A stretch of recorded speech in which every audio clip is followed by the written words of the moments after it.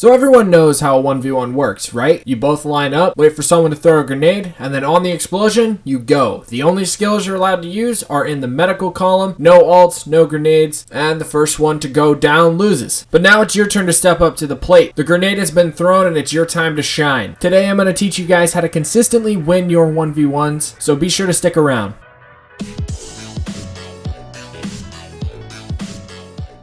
I have a few disclaimers before I let this video start. The first one being, PC players, this is not your video. You guys are set with your aim and movement and all that stuff. It is so easy to do all that on PC. You guys are set. You don't need to watch this video. However, if you do want to see the struggles of console players and how hard it is to aim on console, feel free to stick around. The next one being, if you're a shotgunner and you find yourself playing the dark zone by letting auto aim take over for you, this is also not going to be your type of video, because in this video, I'm going to be teaching people how to use automatics effectively with movement and hipfire, and just altogether be able to outplay others that are using automatics. So if you're one of the many that just kind of cheap shot with shotguns, feel free to click off. With that being said, let's get right into this. The first thing that I want to talk about is hipfire. If you have ever seen a PC player play The Division, specifically PvP, you would notice that they mostly hipfire. And the reasoning for that is because with a mouse and keyboard, you can snap to a target and stay on that target while hipfiring very easily. And then on top of that, your ability to maneuver and work your way around targets or strafe back and forth to throw off their aim,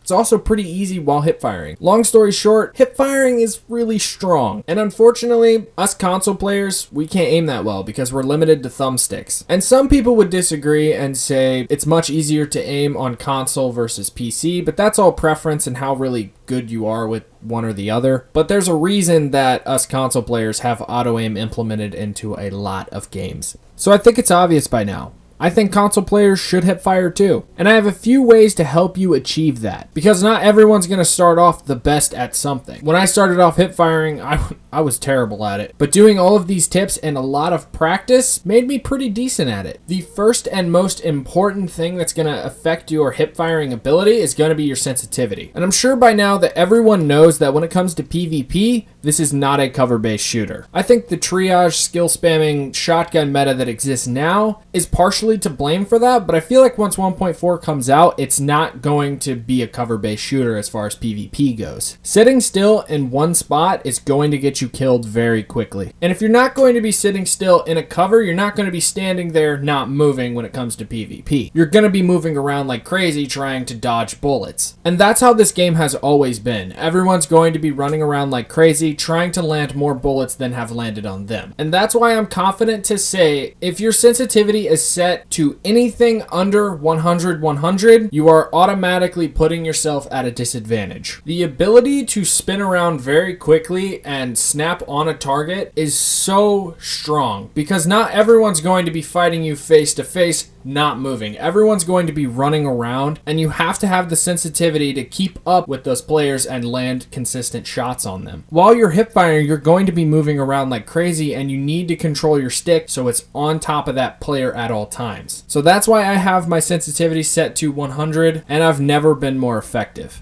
The next two things that I'm going to talk about are vibration and dead zone size. And I'm going to go over these pretty quick because these really are just kind of preference type things. I'm always a player that loved vibration, but for this game, it was just a huge hand distraction and I just couldn't hit shots. So once I shut off vibration, I was able to land a lot more shots. I don't know, I'd give it a try. If you don't like it, it's just, I don't know, that's preference. If you feel more comfortable running vibration, more power to you. And the next thing is dead zone size, which if you don't really know what dead zone size is, I wouldn't worry about it whatsoever. But just in case you do want to know, basically dead zone size affects the sensitivity of your stick's input, which basically means if you have a very low dead zone size, you don't have to move the analog stick that much for it to register on your controller. And on the other side, if you have a very high dead zone size, you would have to push the stick a lot harder to get the same effect. If you still have no idea what I'm saying, I just would not worry about it. I personally have never messed with dead zone size because I'm totally comfortable sitting at 40% and it's never really messed with my aim or anything like that. So I just wouldn't worry too much about it.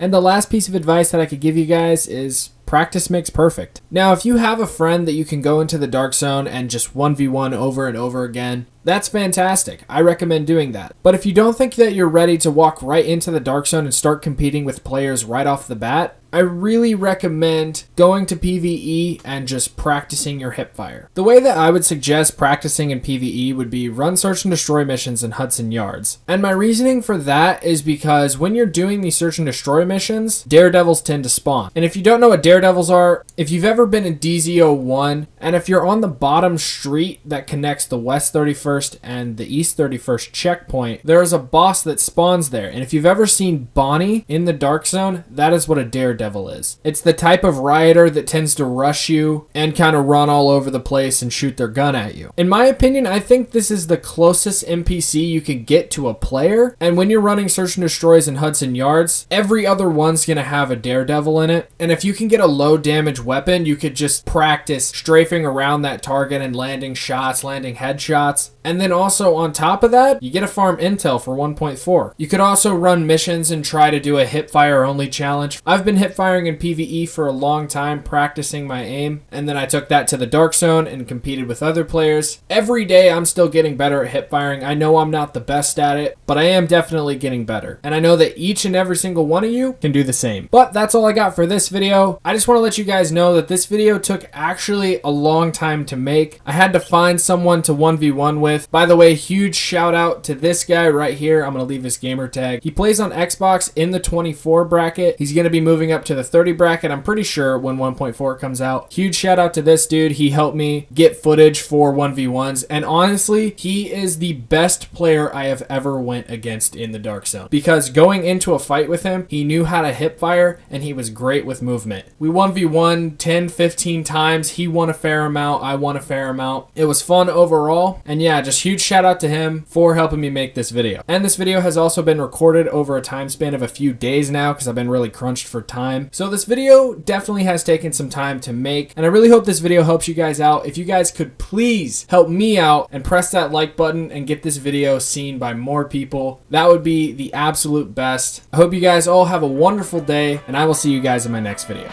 Peace out, everybody.